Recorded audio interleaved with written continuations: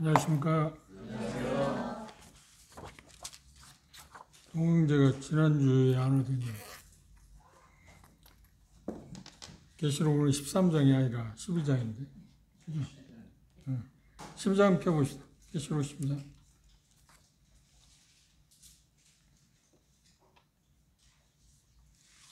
일 절부터 끝절까지 다시 한번 읽어보도록 합시다. 내용을 파악해보도록 합시다. 요한계시록 12장 1절부터 17절까지입니다. 제가 먼저 12장 1절부터 읽겠습니다. 하늘에 큰 이적이 보이니 해를 입은 한 여자가 있는데 그 발 아래는 달이 있고 그 머리에는 12별의 멸관을 썼더라. 이 여자가 아이를 베어 한 사람에게 아파서 배를 쓰며 누웠더라. 하늘에 또 다른 이적이 보이니 보라, 한 큰 붉은 용이 있어 머리가 7이요 뿔이 10이라. 그 여러 머리에 7 멸관이 있는데 그 머리가 하늘의 별 3분의 1을 끌어다가 땅에 던졌다. 용이 해산하는 여자 거기서 그가 해산하는 그 아이를 삼키고자 하더니 여자가 아들을 낳으니 이는 장차 철장으로 만국을 다스릴 남자라. 그 아이를 하나님 앞으로 그 보호자 앞으로 올라가더라. 그 여자가 광야로 통함에 거기서 1270일 동안 그를 양육하기 위하여 하나님께서 예비하신 곳에 있더라.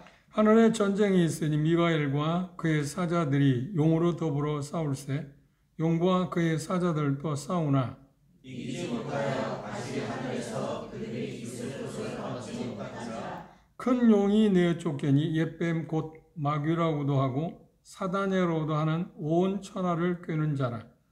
땅으로 내어 쫓겨니 그의 사자들도 저와 함께 내어 쫓겨니라.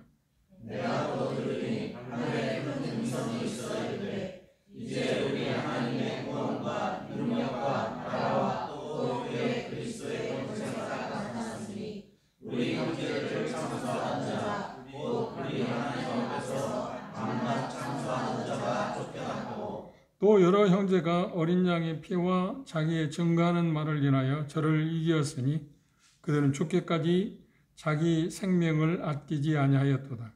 그러므로 하늘과 그 가운데 거한 자들을 주시오라. 그러나 땅과 바다는 다 있을지언정 이는 마귀가 자기의 때가 얼마 남지 않은 줄 알므로 크게 분명 너희에게 내렸습니다 하더라. 용이 자기가 땅으로 내어 쫓긴 것을 보고 남자를 낳은 여자를 핍박하는지라. 그 여자가 큰 목소리에 그 날개를 받아 광야 자기 곳으로 나아가 거기서 그 뱀의 낯을 피하여 한때와 그때와 만대를 양육하느니 여자의 뒤에서 뱀이 그 입으로 물을 강같이 토하여 여자를 물에 떠내려 가게 하려 하되 땅이 여자를 보아 그 입을 벌려 용의 입에서 또한 강물을 삼키니 용이 그 여자에게 분노하여 돌아가서 그 여자의 남은 자손 곧 하나님의 계명을 지키며 예수의 증거를 가진 자들로 더불어 싸우려고 바다 모래 위에 섰더라. 지난 시간에 12장 초반부를 좀 이야기했습니다. 여기 나와 있는 것처럼 1절에 나오는 것처럼 큰 이적, 그러니까 표적이라고 그랬습니다.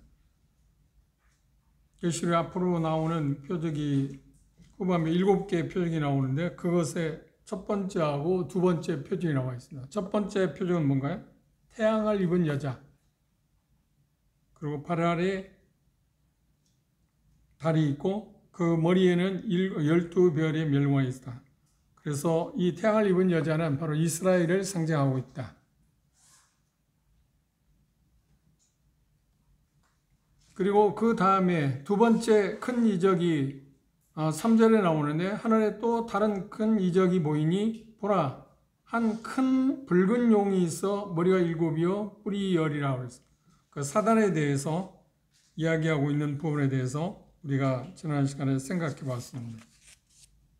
큰 붉은 용, 사단의 어떤 그 모습, 왜 붉은 용이라고 그랬을까? 그것은 험악하다고 하는 그런 의미도 있지만 무지막지한 살인적인 어떤 잔악성에 대해서 표현하기 위해서 붉은색으로 표현했다고 그랬습니다. 그 다음으로는 5절에서 6절에 나오는 남자아이에 대해서 지난 시간에 조금 이야기를 했습니다만 5절 주목해보십시오. 여자가 아들을 낳으니 이는 장차 철장으로 만국을 다스릴 남자라. 누구라고요? 그분이 예수 그리스도입니다. 요한계시록 19장 15절에 예수님께서 오셔서 철장으로 질그릇게 그리시고 그분의 나라를, 천년왕국이라는 그분의 나라를 세우실 그분으로 이야기했습니다. 특별히 이 표현 가운데서 뭐라고 표현했냐면 하나님 앞과 그 보좌 앞으로 올라가더라. 휴거에 대한 어떤 그 단어가 같은 비슷한 단어로 쓰여졌다는 것을 특별히 주목해 왔습니다. 그리고 예수 그리스도의 승천, 십자가에 죽으시고 모든 것을 성취하신 다음에 승천하신 모습에 대해서 이야기하고 있습니다. 그리고 지난 시간에 이야기한 것처럼 5절과 6절 사이에는 긴 기간이 있습니다. 본문에는 바로 이어서 나오는 것처럼 보입니다만 긴 기간이 있습니다. 그 차이가 어떤 것이냐면 다니엘서 9장 27절 이하의 말씀에 보면 이스라엘 백성들에게 주어진 그 미래 하나님의 그 역사의 그 프로그램을 보면 70주 예언이 나와 있습니다. 그건 이스라엘 백성에게 주어진 예언입니다. 70주 예언 가운데서 69일에하고 그 다음 한 일에 그게 더해지면 이제 70주가 되겠죠. 그런데 다니엘서 9장에 바로 이어서 나옵니다. 간격이 없습니다. 간격이 없습니다. 그렇죠? 그런데 그 간격은 지금 어떤가요? 지금 2000이라는 시간이 그러고 있습니다. 2000이라는 간격이 있습니다. 그리고 이방인들에게 주어진 하나님의 그 어떤 프로그램이 하나 있는데 다니엘서 2장에 나와 있어요. 그 부분을 우리가 잠시 한번 살펴볼까요?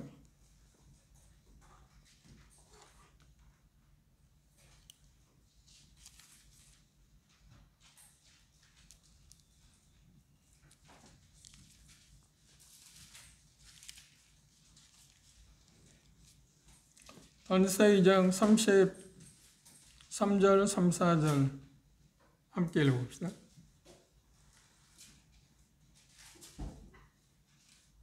미래에 바벨론을 비롯해서 미래의 제국들이 일어날 것에 대해서 이야기하고 그 다음 철장으로 다스릴 분에 대해서 예언할 때 이렇게 표현해요. 33절, 34절 읽어볼까? 시작. 그 종아리는 철이요 그 발은 얼마는 철이요 얼마는 진흙이었나이다. 또 왕이 보신즉 사람의 손으로 하지 아니하고 뜨인 돌이 신상의 철과 진흙을 발을 쳐서 부러뜨리매 때 철과 진흙과 놋과 은과 금이 다 부서져 여름 타작마대에 개같이 되어 바람에 불려 간 곳이 없고 우상을 친 돌은 태산을 이루어 온 세계에 가득했다. 바벨론도 없어지고 다 제국들이 없어진 다음에 이어서 나올 제국이 어느 제국이라고요? 여기 표현하고 있는 것처럼 하늘에 뜨인 돌, 예수님이 오셔서 제국을 건설할 것에 대해 이야기하는데 여기 보면 바로 이어 나오지 않나요? 제국이 멸망하자마자, 제국이 사라지자마자 예수님 바로 오셔서 그분의 왕국을 세우는 것으로 나와 있으나 간격이 여전히 있습니다. 지금 우리가 알고 있는 것처럼 2000이라는 시간에 간격이 벌어져 있습니다. 그런데 계시록 다시 돌아와서 10장 5절 6절에도 여전히 그 간격이 있습니다. 그분이 오셔서 철장으로 다스릴 건, 그 나라를 완성할 건 사실이지만 요한이 본 이 계시를 했을 때 지금 얼마나 흘렀나요? 2000년의 시간이 흘렀습니다. 그 간격을 우리가 이해하시면 조금 좋을 거라 그렇게 생각합니다. 그런데 그 다음 말씀을 보시면 6절 그 여자가 광야로 도망하며 거기서 1260일 1260일인데 3년 반 한 달을 30일로 계산합니다. 그래서 3년 반 그리고 여기 나중에 14절에 나온 것처럼 한때, 두때, 반때 하나 더하기 둘 더하기 2분의 1 이게 3년 반, 그 후 3년 반입니다. 그에 대해서 이야기를 하는데 그러니까 여기 말씀하고자 하는 것은 후 3년 반에 이스라엘 백성들이 엄청난 시련을 겪을 거야. 그 전에도 물론 시련을 겪습니다. 엄청난 시련을 겪는데 이 후 3년, 그걸 대환란이라고 하는데, 대환란 기간 동안 이스라엘 백성은 상상할 수 없는 고난을 겪게 된다. 누가 그 고난을 주는 장본인이 누구인가요? 사단이, 그 용이라고 하는 표현을 썼습니다. 오늘 제가 오기 전에 그 대교 형제에게 문자를 주어서 여러분들이 아마 그 용, 마귀, 사단, 뭐 참소하는 자 여러 가지 표기에 되는 게 주었을 겁니다. 그런데 그것 말고도 성경에 찾아보면 마귀에 대해서 수식어가 몇 가지 있냐면 28가지나 있어요. 생각보다 엄청납니다. 거기 제가 준 건 몇 가지인가요? 11가지? 12가지? 13가지 정도 나왔는데 그 위에도 29가지나 있습니다. 그런데 여기 지금 보고 있는 것처럼 여기 계시록의 12장 계시록 전체에 나오는 그 부분만 생각해서 요약해서 보내드립니다. 그걸 참조하시기 바랍니다.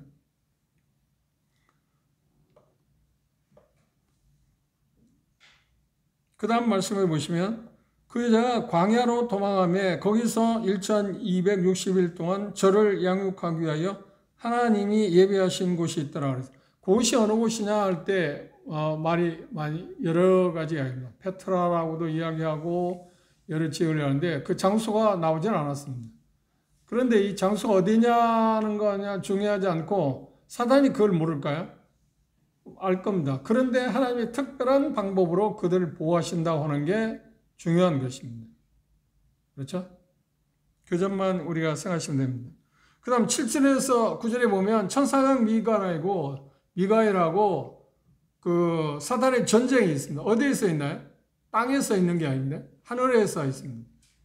땅에서 벌어지는 게 아니고 하늘에서 일어나는 전쟁으로 나와 있습니다. 이게 거룩한 천사들하고 사단하고 타락한 천사들의 싸움입니다. 그 싸움은 왜 일어나는가 할 때 여러 가지 설명할 수는 있긴 합니다만 여기 성경에는 분명히 본문에서는 왜 그 전쟁이 일어났는가에 대해서 말하고 있지는 않습니다. 이유를 말하고 있지 않습니다. 그런데 성경학자들 가운데 추측할 때 성도들이 휴거할 때 휴거를 방해하기 위해서 그걸 막기 위해서 사단이 그 졸개들이 막기 위해서 어떤 계교를 쓰기 때문에 성도들이 휴거되는 것을 그러니까 막는 것을 방지하기 위해서 편하게 휴거할 수 있도록 해서 미가엘 천사장하고 선한 천사들의 싸움을 시작할 거라고 하는 이야기를 하는데 분명히 말씀드립니다. 성경에는 그 이유를 왜 싸우는가에 대해서 말하고 있지는 않습니다. 그런데 추측하기를 아마 그런 문제 때문에 싸우는 게 아닌가. 근데 그건 그렇게 중요한 게 아닙니다.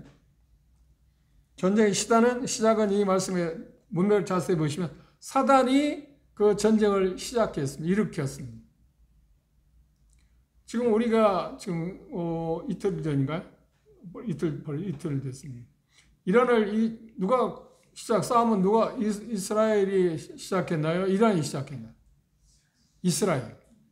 생각지도 않은 때, 말은 방송 보니까 그 네타냐후 총리가 베냐민 지파더라고요. 그 대단히 강성 그 지파입니다. 원리 이스라엘 12지파들 가운데 베냐민 지파가 강성 지파로 나와 있습니다. 역사를 쭉 통해서 보면. 그리고 한번 전부 멸족되려다가 겨우 살아난 그러니까 지파들 가운데 이스라엘 지파들 가운데 가장 취약점을 갖고 있는 지파들이 되어 있습니다. 그래서 그들은 버티기 위해서 강성으로 다른 지파들보다 강성으로 변했는지 모릅니다. 그런데 전쟁을 하기 전에 공고하기를 자기는 휴가를 가겠다고 선언해놓고 그 시간을 이용해서 생각지도 않은 공격을 시작했잖아요.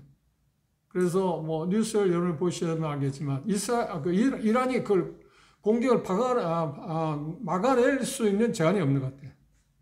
그 모든 방공망을 파기 위해서 이스라엘 비행기가 거기 이란을 공습하는 일에서 그렇게 별 문제가 없을 만큼. 그러면 제공권은 확보됐으니까 이란이 어떻게 할 수 있는 입장은 아니잖아요. 이란은 대단히 지금 어려운 환경에 있습니다. 이란은 옛날부터 성경적으로 볼 때 이란이 계속해서 하나님의 그 대적적인 입장을 계속 취해왔는데 그래서 아마 그런 부분이 있다. 그런데 지금 여기 전쟁은 하늘에서 일어났는데 사단이 전쟁을 일으켰다. 어떤 일로 인해서 싸움을 시작했는데 그걸 막기 위해서 방어 차원에서 시작된 전쟁이 여기 천사장 미가엘과 사단의 전쟁으로 나와 있습니다. 그런데 이유가 뭐냐고 할 때 조금 전에 말씀드린 것처럼 성경학자들 가운데 제가 대단히 좋아하는 성경학자들이 몇 명 있는데 그분들은 그렇게 이야기를 하고 있습니다. 그런데 성경에는 그 내용이 안 나와 있습니다. 그런 것들은 우리가 참조해 볼 수는 있지만 그렇게 중요한 것 아닙니다. 그렇게 이야기하면 좀 약간의 문제가 있는 게 뭐냐면 여기 보면 전쟁에서 누가 지는가요?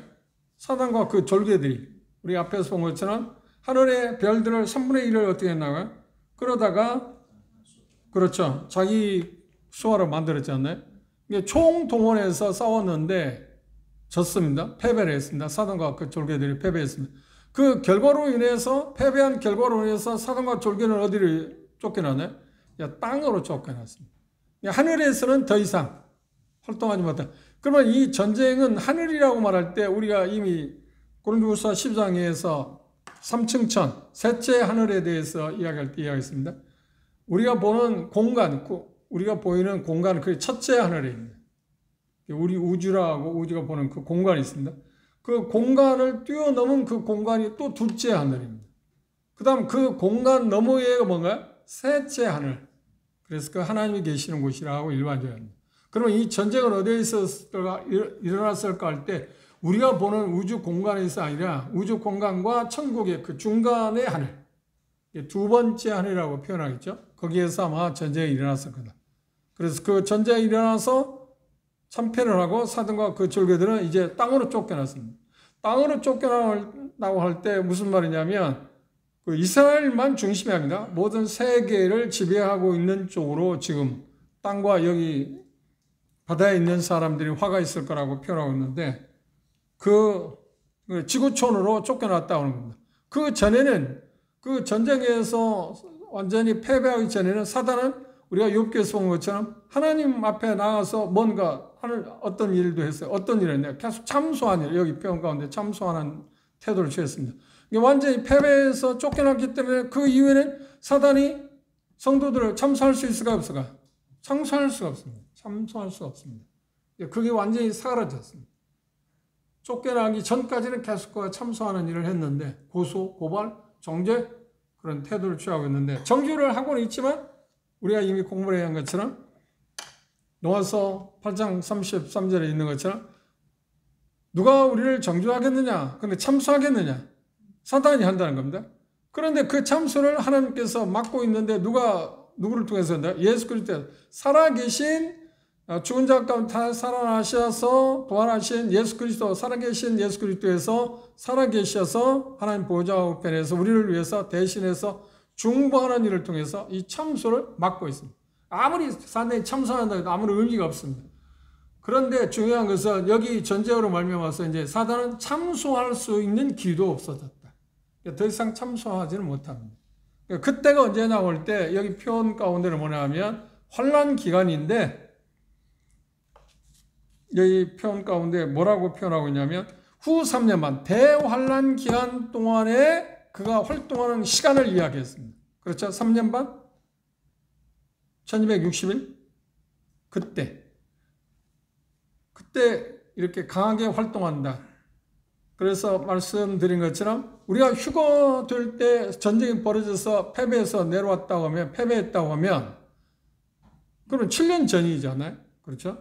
그럼 3년 반 그 어간에 뭔 일을 했을까가 나와 있지 않기 때문에 그것에 의해서 물론 우리가 이미 첫째 인을 뗄 때부터 예수님께서 심판을 하고 계십니다만 천사들을 통해서 그 일을 하고 계십니다. 그렇죠? 하나님이 천사들을 통해서 주님께서 보내서 첫째 인을 떼면서 심판을 했습니다. 그런데 이 부분에서는 보면 이제 선한 천사들을 통해서 심판하는 게 아니라 이제 악한 사단을 통해서 세상을 심판하고 있는 그 모습이 나와 있습니다. 그래서 그런 부분에 대해서 약간의 문제점은 가질 수 있다 이야기할 수 있는데 다니엘서에 보면 이미 그렇게 미가엘이 어떤 역할을 할 것인가에 대해서 예언한 모습이 있습니다. 다니엘서 10장을 한번 참조해 봅시다. 그러니까 미가엘이 주로 하는 일은 이스라엘 백성을 위해서 하는 일이라고 그랬습니다. 10장, 다니엘 10장 13절 보십시오.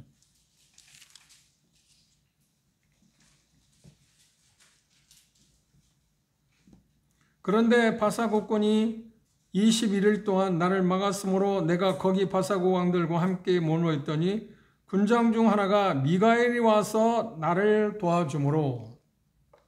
그러니까 여기 표현하고 있는 것은 어떤 의미냐면 하나님께서 이스라엘 백성들을 그 환난 가운데서 그 당시 역사적으로 어려움을 겪고 있을 때 다니엘을 통해서 그것들을 보여주기를 원했는데 승리할 것, 그들이 어려움 가운데 벗어날 것을 하기를 위해서 기도하고 있는 다니엘의 도움을 필요로 했는데 그것을 누가 막았다고요? 바사국이라고 표현했더니 사단이 그걸 막고 있었는데 그 일을 누가 도왔다고요?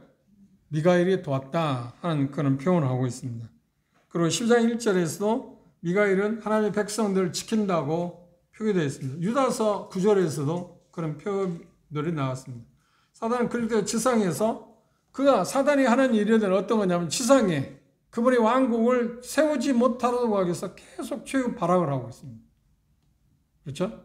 이게 전쟁의 아마 그 원인은 뭐냐고 할 때 예수 그리스도께서 이 지상에 오셔서 그분의 왕국을 세우는 것을 막으려고 방해한 것 때문에 그걸 막지 못하기 위해서 뭐 어떻게 막을 수 있나요? 예수님이 모든 것의 주권자이신데 근데 그것을 막지 못하게 하기 위해서 우선 대환란, 그러니까 3년 반 전에 미가엘을 통해서 사단의 그 졸개들을 패배시키는 그런 모습이 나와 있습니다. 전쟁의 결과는 뭐라고 했나요? 여기 나온 것처럼 사단의 패배하고 땅으로 쫓겨났습니다. 드디어 이제 공중에서 전쟁했는데 하늘에서 전쟁에서 패배했기 때문에 땅으로 쫓겨났어요. 땅으로 쫓겨나자 사실 사단이 이제 분개한 게 있습니다. 가장 크게 분개한 게 뭘까요? 여기 표현한 것처럼 최후의 발악, 그러니까 최후의 분노를 쏟아붓는데 자기가 할 수 있는 모든 악한 분노를 다 쏟아냈는데 그 기간이 얼마라고요? 딱 3년 반이라고 그랬어요. 3년 반. 마태복음 24장에 예수님께서 그렇게 표현하게 되어 있습니다. 한번 보실까요? 마태복음 24장. 그런 것들이 연결되어 있다고 우리가 볼 수 있습니다. 마태복음 24장에 보면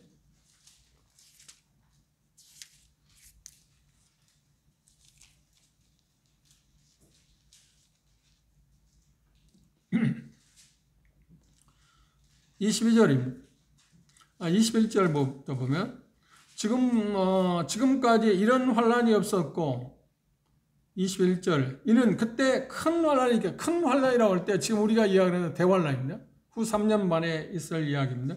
창세로부터 지금까지 이런 환란이 없었고 이후에도 없을 거다. 그런데 이 환란을 누가 지금 일으킨다고요? 계시록 12장에서는 사단이. 이유가 뭐라고요? 하늘에서 전쟁에서 패배했기 때문에 땅으로 쫓겨난 그 분풀이를 지금 하고 있다. 누구를, 그러니까 주 대상이 누군가요? 이스라엘 백성들, 하나님의 백성들을 주로 하고 있습니다. 그런데 22절입니다. 그 날들을 감하지 아니할 것이면 모든 육체가 구원을 얻지 못할 것이나 그러나 택하신 자들을 위하여 그 날을 감하실 거다. 감하실 거라고 하는 말이 무슨 말이냐면 정해놨다. 기한이 한정되어 있다. 줄인다 하는 의미보다는 기한을 한정시켰다. 그 기한이 얼마라고요? 12장에? 3년 반. 사단이 최후 발악을 할 수 있는 기간이 얼마라고요? 3년 반밖에 없는 걸 알아요. 그 기간 동안에 자기가 할 수 있는 것을 다 동원해서 최후의 발악을 합니다. 그래서 다음 장에 보면 13장에 적그리스도, 거짓 선자에게 모든 능력, 이적들을 행할 수 있는 능력을 주어서 그를 통해서 계속해서 땅에 있는 사람들에게 핍박을, 자기의 악을, 분을, 여기 표현하는데 분노를 다 표출할 거다. 근데 결국은 어떤가요? 예수님이 오셔서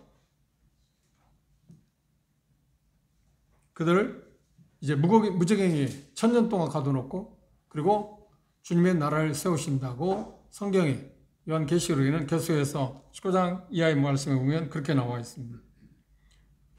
쫓겨난 시기가 언제냐고 하는 것에 대해서는 성경에 그렇게 분명하게 말하고 있지 않기 때문에 그것에 대해서는 그렇게 말하는 것에 좀 조심할 필요는 있다.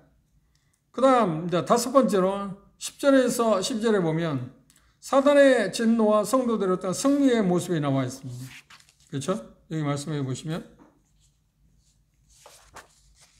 10절 이하의 말씀을 보시죠.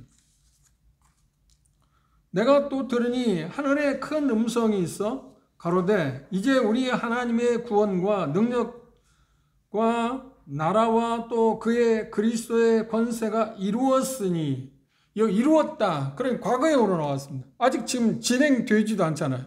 다시 말하면 예수님께서 이 땅에 오셔서 지금 천년왕국을 세우기 전이잖아요. 그런데 과거형으로 말하겠어요. 왜 과거형으로 말했을까? 이미 그게 이루어진 거나 마찬가지니까. 하나님의 시선에서 볼 때는. 인간의 시선은, 요한의 시선에 볼 때는 아직 이루어지지 않았지만 하나님의 시선에, 주님의 시선에 볼 때는 이미 이루어졌기 때문에 이루어진 것으로 과거형으로 이야기하고 있다 하는 그 차이를 여러분들이 생각하시면 되거든요. 그런데 사단의 진노가 대상은 누구라고요? 여기 표현한 것처럼 이스라엘. 이제 다음 부분에서 그게 나와 있습니다. 그런데 그것을 바라보기 전에 그분이 나라가, 주님의 나라가 이 땅에 이미 세워졌기 때문에 성도들을 향해서 뭐라고 하냐면 여기 표현 가운데 이제 우리 하나님의 구원, 여기 구원이라는 말은 우리가 알고 있는 지금 구원받았다 하는 그 구원과는 다른 겁니다. 그러니까 정확히 말하면 어떤 성화, 영화에 대한 이야기입니다. 모든 것이 구원의 완성이라고 표현하는 게 낫겠죠? 구원의 완성. 그렇죠? 구원의 완성이라고 말할 좋을 겁니다. 구원의 완성, 그 능력, 하나님의 능력, 그리고 나라, 그리스도께서 이 땅에 세우실 그 나라에 대해서 이야기했습니다. 그런데 그 일을 세우신 분이 누구라고요? 그리스도의 권세로 말미암아, 예수 그리스도의 권능으로 말미암아서 그 나라를 세우신다고 이야기하고 있습니다. 그런데 이 표현 가운데 찬양이 하고 있어요. 찬양하라고 나와 있습니다. 가로되 뭐라고 큰 소리로 말하기를 이제 우리 하나님의 구원과 능력과 나라와 또 그의 그리스도의 권세가 이루었으니 우리 형제들을 참수하던 자 곧 우리 하나님 앞에서 밤낮 참수하던 자 쫓겨났고 또 여러 형제가 어린 양의 피와 자기의 승리하는 말을 인하여 증거하는 말을 인하여 저를 이겼으니 그들은 죽기까지 자기의 생명을 아끼지 아니하였도다. 12절에 그러므로 하늘과 그 가운데 거하는 자들은 뭐라고요? 즐거워하라. 그래, 찬양하라. 왜요? 모든 게 완성되었기 때문에. 모든 게 완성되었기 때문에. 그걸 이야기했습니다. 누구에게 지금 큰 소리로 이야기한 거예요? 찬양하라, 즐거워하라고 누구에게 말한 거예요? 그렇죠. 하늘에서 이미 영원하게 된 자들에 대해서 지금 큰 소리로 이야기. 완전한 승리. 그걸 지금 대망하고 있잖아요. 그렇죠? 그런데 그 완전히 이루어진 것을 보고 하늘에 있는 영원하게 된 성도들을 향해서 말하기를 그것을 찬양하라고 그랬습니다. 찬송의 내용은 뭔가요? 그리스도의 권세가 나타나서 예수 그리스도의 능력으로 말미암아서 하나님 같은 그 권세로 말미암아서 구원, 그러니까 모든 것이 완성돼 그분의 나라가 완성된 것이 이루어지고 있기 때문에, 그런데 정확히 말하면 이루어졌기 때문에 찬양하라고 그랬습니다. 첫 번째로는 사단의 패배, 그리고 하늘에서의 최종적인 심판을 축출된, 하늘에서 내어 쫓겨서 땅으로 쫓겨난 것, 그 말은 뭘 이야기인가? 더 이상 성도들을 괴롭힐 수 있는 게 없기 때문에, 하늘에서 말입니다. 그들을 하늘에 있는 영혼들에게, 성도들에게 좀 찬양, 땅에 있는 아직도 핍박 가운데서 구원받을 사람도 있잖아요. 그들에 대해서 지금 이야기하는 게 아닙니다. 하늘에 있는 성도들에 대해서 이야기합니다. 그런데 이들이 누구냐 하면 여기 표현한 것처럼 땅에서 하는 동안에, 그러니까 대단히 순교한 사람들일 겁니다. 그들이 땅에서 주님을 섬김으로 말미암아서 어떤 일을 당했나요? 죽임을 당한 사람이라고 이야기했습니다. 그러면 그들이 어떻게 승리했다고 말한가요? 승리할 수 있었던 것은 여기라는데, 첫 번째 어린 양의 피로써 씻김을 받았다. 두 번째, 그들이 증거하는 말로 말미암아서 그들이 승리했다. 그러니까 사단이 계속 참소함에도 불구하고 승리했다고 하는 말인데, 참소해서 승리할 수 있는 유일한 방법이 뭔가요? 예수 그리스도의 피를 증거하는 겁니다. 보일을 갖고 이야기하면 더 이상 사단에 참소할 수 없잖아요. 그러니까 정확한 말로 하면, 로마서 8장 32절로 하면 예수 그리스도께서 살아계셔서 우리를 대신해 중보하시기 때문에 우리는 그렇죠? 근데 이 환난 기간 동안에 예수 그리스도의 피를 말해 7장에서 이미 봤잖아요. 허다한 무리, 흰옷 입은 허다한 무리가 나오는데 그들은 예수 그리스도의 피를 말미암아서 죄사함 받았다고 표기되어 있지 않나요? 그들을 지금 이야기하고 있습니다. 그래서 예수 그리스도의 보혈을 통해서 그들이 사단의 참소를 이겼다. 그리고 그들이 사단의 참소를 이길 수 있었던 게 뭐냐면 그들이 증거하는 말을 인해서 이겼다. 그러니까 그 말은 뭐냐면 그 다음 말씀에서 여기 시사하고 있는 바가 있습니다. 그 여러 형제가 어린 양의 피와 자기의 증거하는 말을 인하여 저를 이기었으니 그들은 죽기까지 말하면 자기 생명을 아끼지 않았다. 그러니까 순교 다음으로 말미암아서 그들이 사단의 참소를 이겼다는 말이 아니고 순교하는 걸 통해서 그들이 믿음을 가졌다고 하는 것에 참 믿음을 소유자라는 것을 증명했고 그것은 곧 뭘 말하냐면 자기들이 부단히 계속해서 증거하는 것을 통해서 사단의 참소를 이겨낼 수 있었다고 이야기하고 있습니다. 좀 우리하고는 좀 다른 면이 있죠. 그렇죠? 우리는 사단의 참소에서 이길 수 있는 게 예수 그리스도 살아계신 그분이 우리를 대신해 중보하는 걸 통해서 우리는 참소를 이겨내지만 지금 현재는 그러니 환난 기간 동안에는 그들이 사단의 참소에서 이길 수 있는 것은 무엇을 통해서? 예수 그리스도의 피를 통해서. 그리고 그들이 증거하는 말, 계속해서 사단이 뭐라고 그러든 내가 믿는 그 믿음에 대해서 계속 증언한다. 그리고 결국은 그 결과로 말해서 그들이 죽음을 당할 거다. 그걸 지금 여기 이야기하고 있습니다. 그래서 마태복음 24장에서 끝까지 다른 구원을 받을 거라는 말이 지금 거기에 맞는 말. 우리하고는 지금 상관없는 말. 하나님의 말씀을 문자적으로 잘못, 그 문맥을 잘못 이해하게 되면 지금 우리가 끝까지 견디야만 구원받을 거라고 우리가 생각하는 건 대단히 큰 문제입니다. 마태복음 24장에 하는 말씀은 그런 말입니다. 환난 기간 동안에 있을 이야기이기 때문에 그런 말씀이 아니라고 하는 것을 우리가 이해하셔야 합니다. 근데 여기서 우리가 참고할 수 있는 건 뭐냐? 그들이 참 신자, 나는 정말 참 믿음을 갖고 있다는 것을 확실한 표가 뭐예요? 죽기까지, 죽으면서 끝까지 믿음을 지킴으로 인해서 그들이 참 신앙이라는 것을 드러냈다. 그런데 그것에 대해서 어떻게 참석하겠습니까? 참석할 수 없잖아요. 죄있다고 정죄할 수가 없잖아요. 아끼지 않았다는 말은 뭐예요? 자기 생명을 아끼지 않았다는 말은 뭘 말하는 거야? 깊은 어떤 사랑을 표현하는 거야. 누구에 대한 사랑인가? 그리스도에 대한 사랑. 예수 그리스도의 피로 말미암아 그들이 사단의 참소를 이겨냈고 그래서 그거를 사랑하는 그런 표현을 이야기하고 있습니다. 그래서 여기 표현 가운데 뭐라고 하냐면 하늘에 있는 자들에게 즐거워하라고. 이게 즐거워한다는 기쁨의 찬양을 해라. 할렐루야. 그런 표현입니다. 승리의 찬양을 하라고 그랬습니다. 그러고 나서 12절에 보면 바로 끝부분에 그렇게 말하고 있습니다. 이는 그러니까 하늘에 있는 영혼들 성도들에게는 이걸 즐거워하고 찬양하고 기뻐하는데 반대로 뭐라 해서 그러나 땅에 있는 사람들 여기 땅과 바다에 있는 사람들 뭐가 있을 거라고요? 화가 있다. 경고가 내려졌습니다. 이유가 뭐라고요?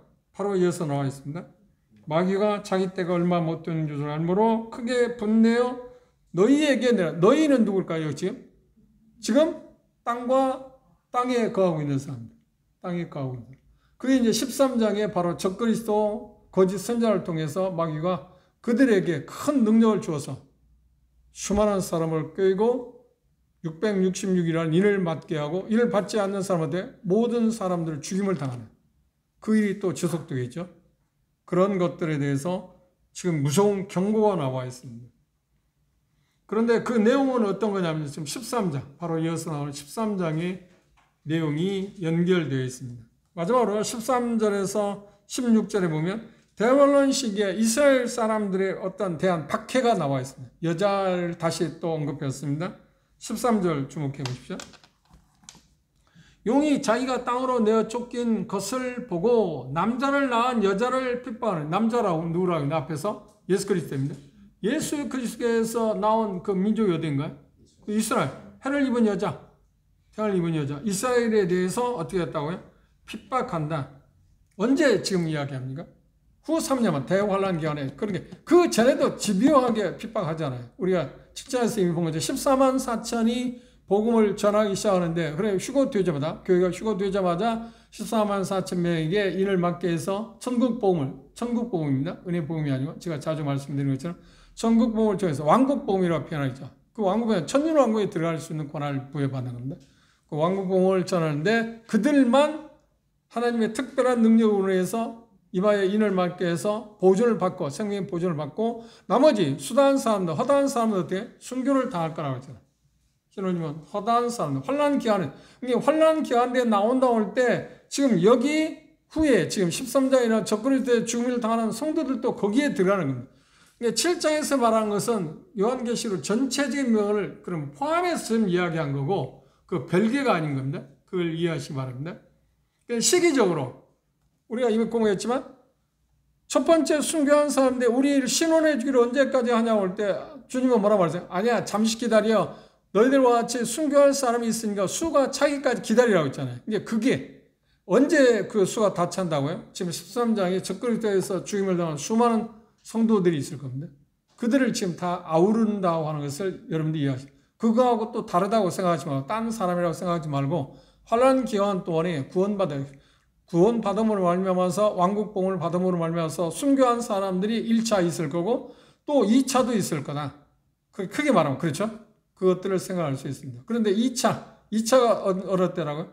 지금 후 3년 만에 대대적으로 그 사단이 더 그렇게 발악한다 하는 이야기입니다. 그러면 첫 3년 반에 시작할 때 발악하지 않는가? 아니, 하죠. 활동을 이미 적그리스도에서 활동하지 않나요? 그렇죠? 우리가 휴거 되자마자 데살로니가후서 2장을 보는 거예요. 그렇죠. 적그리스도가 일어나요.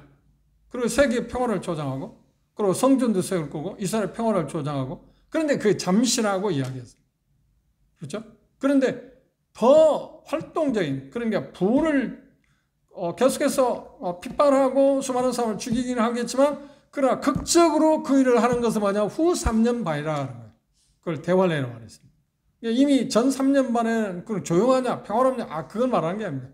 초기만 좀 평화롭고 계속해서 환난 기간이 시작되는 거. 그리고 환난 기간이라고 그럽니다. 7년 동안을.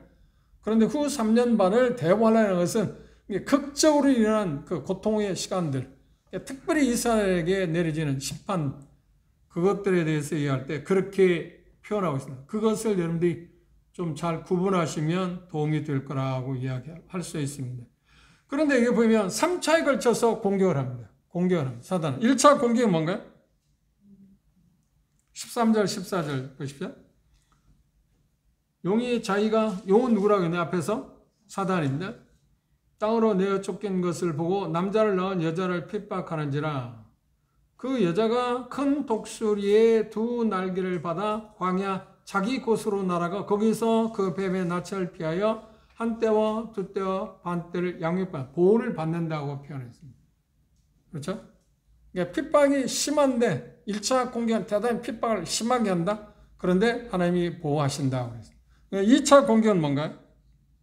여기 2차 공격에 대해서 그렇게 표현하고 있습니다. 뭐라고 이야기했나요? 14절 보십시오.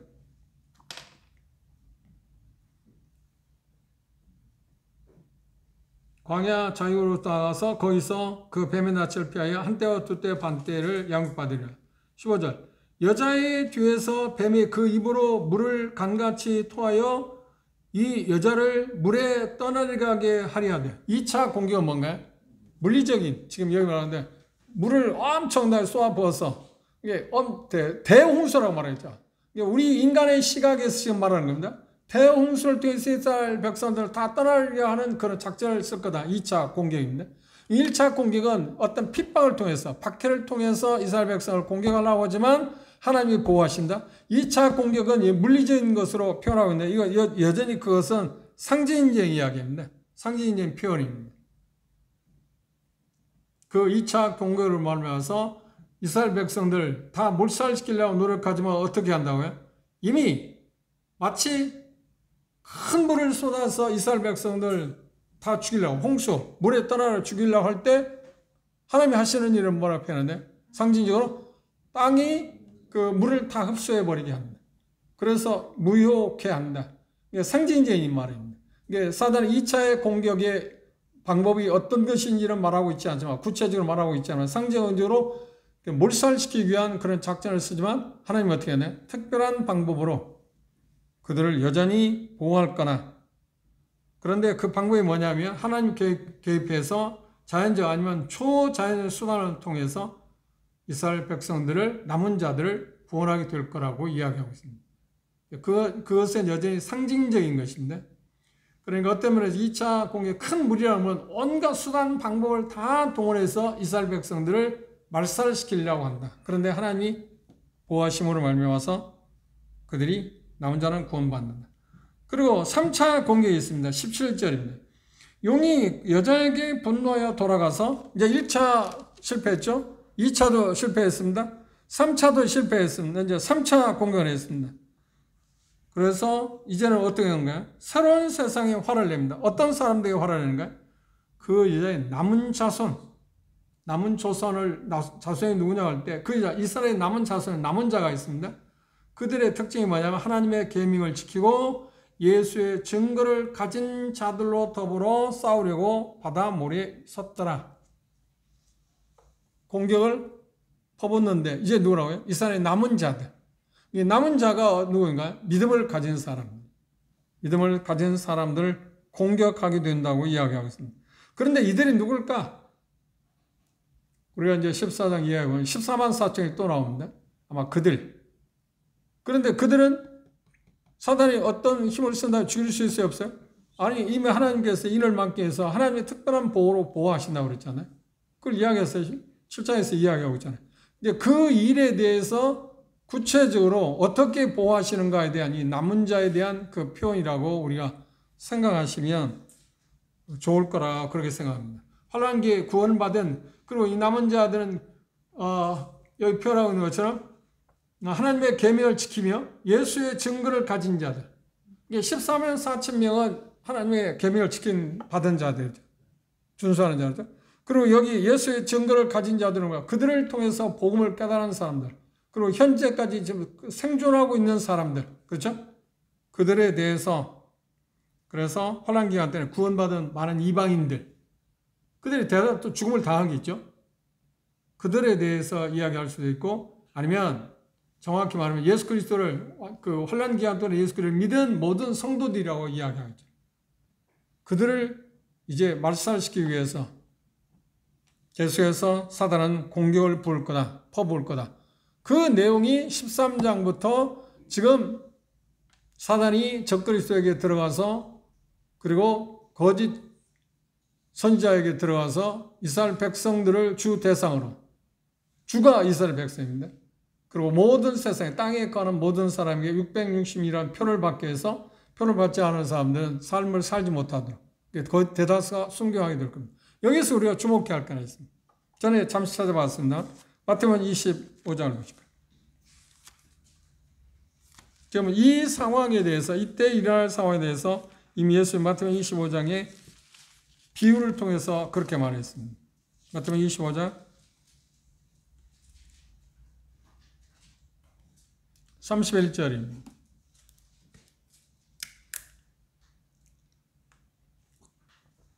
한번 읽어봅시다.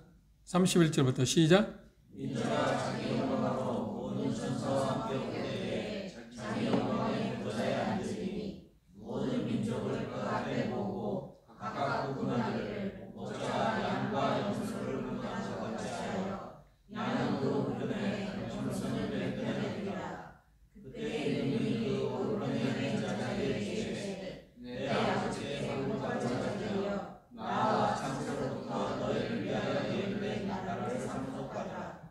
내가 줄 때에 너희가 먹을 주었고 목마를 때에 마시게 하였고 나그네 되었을 때에 영접하였고 벌벗었을 때에 옷을 입혔고 병들었을 때에 돌아왔고 옥에 갇혔을 때 와서 보았느니라. 이에 의인들이 대답하여 이르되 주여 우리가 어느 때 주께서 주셨을 보고 음식을 대접하였으며 목마르신 것을 보고 마시게 하였나이까.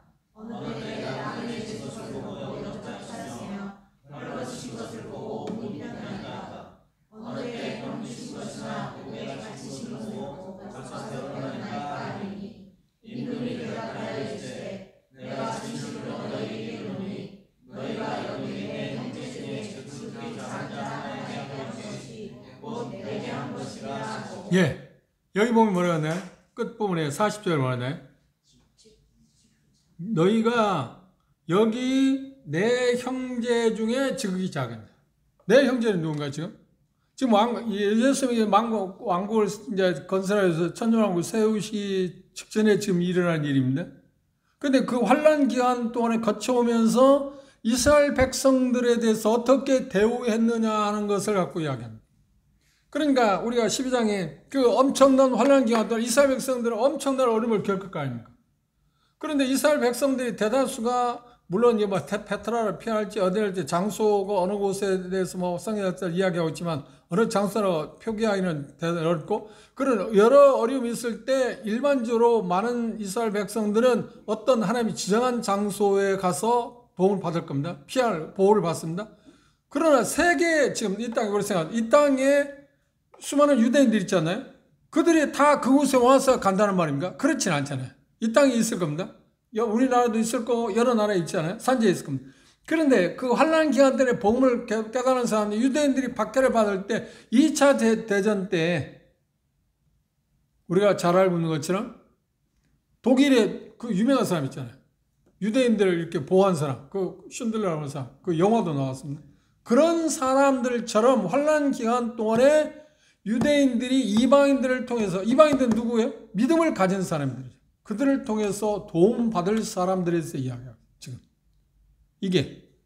이건 언제? 환란 기간 동안에 이스라엘 백성들이 지금 생명을 부지하기 위해서, 물론 전에 이스라엘 백성들이 광야의 생활을 살 때 하나님의 특별한 방법으로 만나 그 매출하기 다 공급했잖아요. 그럼 보호를 받을 거면 3년 반 동안에 뭐 하나님이 하시는 일은 뭐 기적적으로 하실 수 있는데, 그뿐만 아니라 이방인 형제 자매들, 믿는 형제 자매들을 통해서 그들이 도움을 받을 거라는 이야기.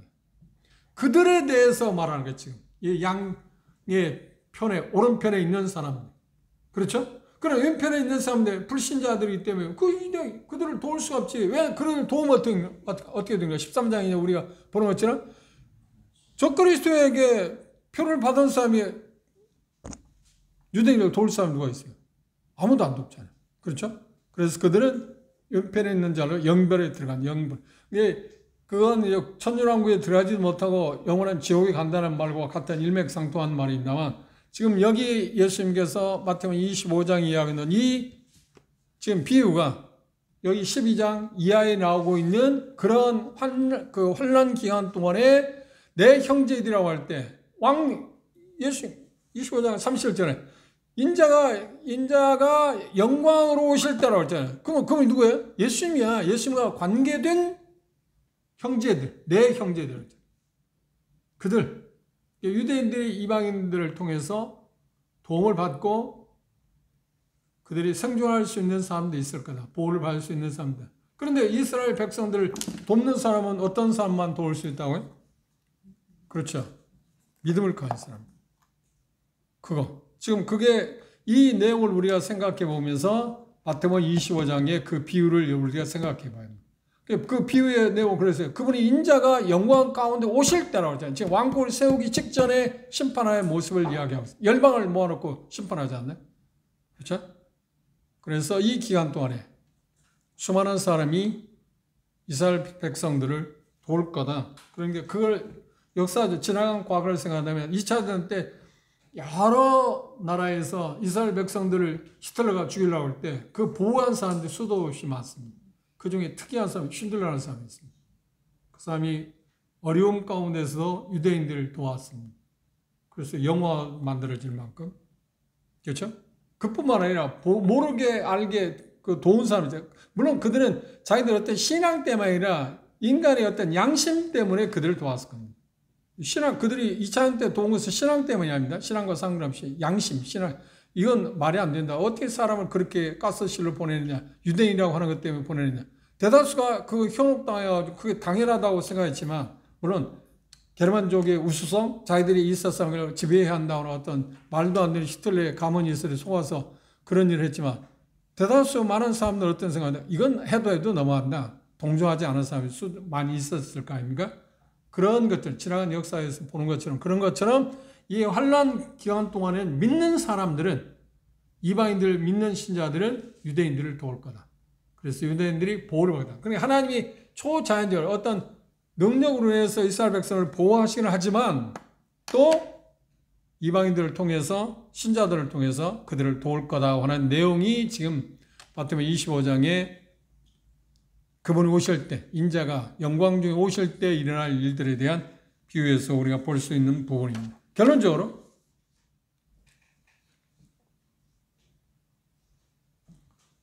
그런데 여기 보면 뭐라고 표현했냐면 그렇게 말했습니다. 하나님의 계명을 지킨다. 하나님의 계명이라는 말이 뭐냐? 우리가 언뜻 생각하면 뭐 10계명이라는데 그걸 생각하시면 안 됩니다.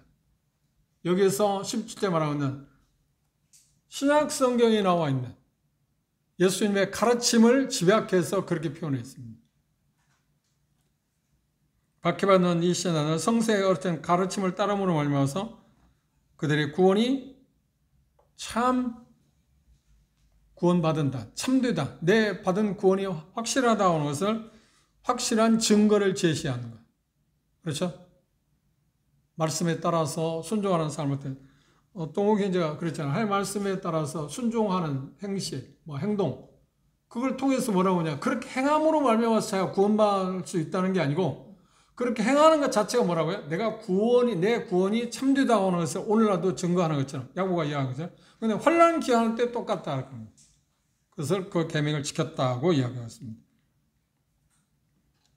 우리가 견제를 보면 예수 그리스도의 왕국, 천년 왕국은 어때? 그분이 확실히 세우신다. 아까 과거형으로 말했잖아요. 사단의 별스러운 방법을 다 동원한다고 해도 어떤 노력도 헛되다. 왜냐하면 그리스도의 권능으로 그분이 왕국을 세우실 거라고 했습니다. 왜냐하면 그분은 전능하신 분이니까.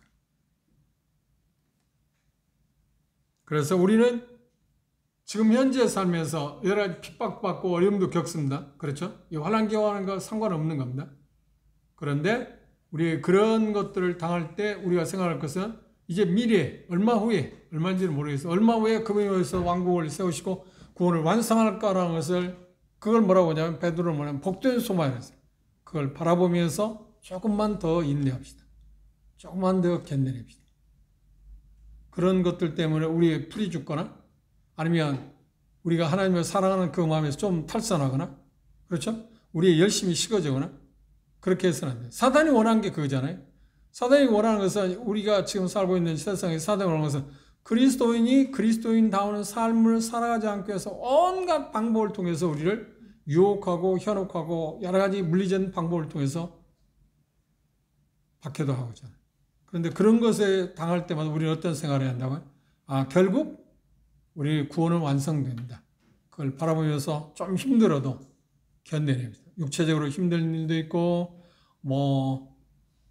여러 가지 상황들에서 그렇기도 하고 인간관계도 그렇고 여러 가지 있습니다. 어쩔 수 없이 그렇죠. 이 땅에 사는 동안에. 그렇지만 주님이 세우실 그 왕국을 바라보고 그리고 천년왕국이 끝이 아니잖아요. 우리는 영원한 왕국이 천년왕국의 우리의 특징은 뭔가요? 우리는 다스릴 사람입니다. 백성이 아닙니다. 우리는 차후에 이제 19장에 가보면 그게 나와 있습니다. 우리는 다스릴 사람입니다. 그분과 함께 우리는 다스린다고 그랬잖아요. 우리의 특이한 사항이 그것입니다. 통치의 개념을 우리는 갖고 있습니다. 어떻게 통치할 건가 하는 것은 우리가 다 이해할 수는 없습니다. 그런데 분명한 우리의 천년왕국에서 우리는 다스리는 사람이지 다스림을 받는 백성은 아닙니다. 그러니까 우리가 위치가 얼마나 고귀하고 존귀한가 하는 것들을 생각하고 그것에 걸맞게 좀 당당하게 삶을 사는 것도 필요하다 그렇게 생각합니다. 분명히 표현하기도 예수님께서 그분의 왕국을 세우실 확실하니까 뭐라고 해요? 찬양하라고 그러잖아요. 즐거워하라고 그러잖아요. 그런데 한번 생각해보세요. 그런데 즐거워하고 찬양하라고 할 때 누구를 향해서 뭐라고 있는가? 환난 가운데 순교한 사람들에 대해서요. 그들은 지금 기다리고 있잖아요. 신원해달라고. 복수해달라고. 그런데 그분이 완전히 사단의 문을 치고 그분의 왕국을 세우시고 볼 때 얼마나 기쁜 일이에요. 영광스러운 일이에요. 근데 우리는 그런 일을 당하지는 않겠지만 그걸 우리도 바라보면서 우리 찬양하고 즐거워합시다. 하나님이 우리에게 말씀하는 게 그것입니다. 이 오늘 본문 말씀을 통해서 그 환난 기간 동안에서 구원받음으로 하나님과 예수님께서 왕국을 세우시는 걸 통해서 그걸 바라보고 즐거워하고 기뻐하고 찬양하라고 하는 것으로 끝나지 말고 그들에 대한 이야기가 우리도 그걸 바라보면서 기뻐하고 즐거워하는 게 필요하다. 반드시 그분이 세우신다. 그리고 그 누구도 어떤 세력도 그분을 막아낼 수 없다. 그걸 기억하시고 찬양하며 감사하며 삽시다. 다음 시간에 이제 사단이 직접적으로 영물이기 때문에, 사단이 영물입니다. 영물이기 때문에 이제 그것을 직접적으로 행사하는, 지금도 믿지 않는 사람들 세계에서, 그리고 우리가 이미 봤습니다. 여러 제국의 나라들을 통해서 그 배후에서 지금 사단의 역사를 했잖아요. 계속. 그런데 직접적으로 이제 사람을 세워서 사단을 대신한 어떤 모형물 하나 세워가지고 직접적으로 그가 통치하는 모습을 이제 다스리는, 악을 행하는 모습을 이제 13장의 적그리스도 그리고 거짓 선자의 모습을 우리가 볼 수 있습니다. 그걸 생각하면서 13장을 한번 읽어보시면 도움이 될 거라 생각합니다. 기도하고 마치겠습니다.